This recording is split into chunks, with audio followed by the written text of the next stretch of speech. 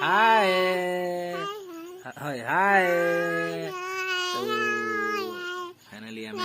आज गोटे ब्लॉग बनाऊछु आम ओम आर मुई इटा आमर ओम तो देखमा है आजर ब्लॉग है बासी खाएमा सकाल इटा 7 बाजी छे और 7 बजे आम ओम आर मुई बासी खाईसु तो बासी संगे आज काना होछे देखमा ने और इटा ओम रमा पानी डालू छे है तो देखमा है हिंदे बासी केंता दिसी जे तो इटा बासी आता पर इटा बड़ी साग ओम इटा पानी नी कर आसले तो हौ आराम करमा बासी खाइबाटा हैला तो बासी केंता लागसी आपण माने भी सकाले सकाले टिके बासी खाई करी देखबे बहुत बढ़िया लागसी बासी आरु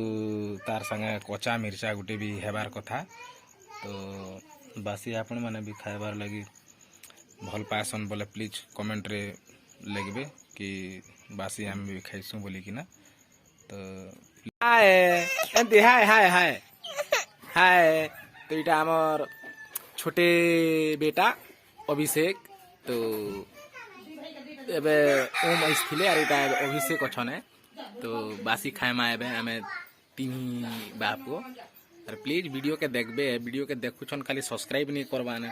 सब्सक्राइब करो सब्सक्राइब करबारे किछि आसे जाई नहीं है किछि प्रॉब्लम भी नहीं हुए खाली आपण मन के फायदा रखिबे